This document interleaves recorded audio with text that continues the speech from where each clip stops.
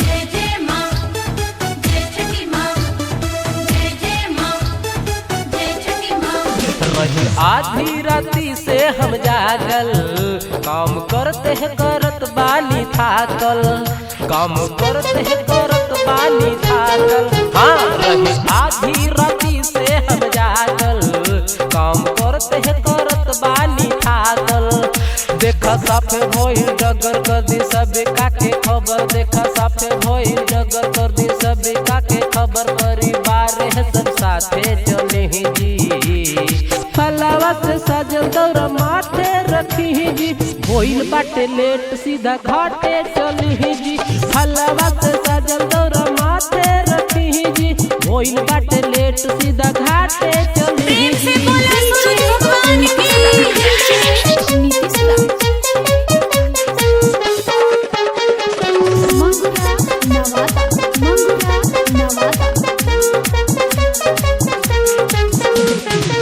देवरू मोबाइल से वीडियो बनाई, छोड़े लपा कतनी कमक बकाई। ससुर जी जाके जल्दी पियरी पीने आए, अम्मा जी सबसे छठे गिट्टिया गवाई, गिट्टिया गवाई। हाँ, देवरू मोबाइल से वीडियो बनाई, छोड़े लपा कतनी कमक बकाई। ससुर जी जाके जल्दी पियरी पीने आए, अम्मा जी सबसे छठे गिट्टिया गवाई, गिट्टिया गव। लाई भैंसुर के बुला के कांचे बहंगी उठा के, लाई भैंसुर के बुला के कांचे बहंगी उठा के। रउआ कांदे धरी फलावा से सजल दौरा माथे रखी ही जी। भइल बाटे लेट सीधा घाटे चली ही जी, फलावा से सजल दौरा माथे रखी ही जी। भइल बाटे लेट सीधा घाटे चली ही जी।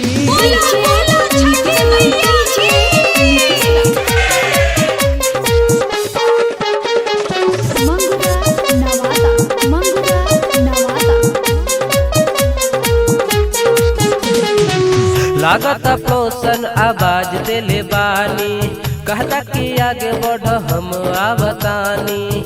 हम हुए हुआ नया नौहर बानी, पहिले पहिले हम छठ करतानी, छठ करतानी। हाँ, लागत पोषण आवाज देले बानी, कहता कि आगे बढ़ हम आवतानी। हम हुए हुआ नया नौहर बानी, पहिले पहिले हम छठ करतानी, छठ करता। केहू होई जदि भूल माई माफ करे भूल, केहू होई जदि भूल माई माफ करे भूल। सच्ची में आगे बढ़ी जी, फलावा से सजल दौरा माथे रखी ही जी।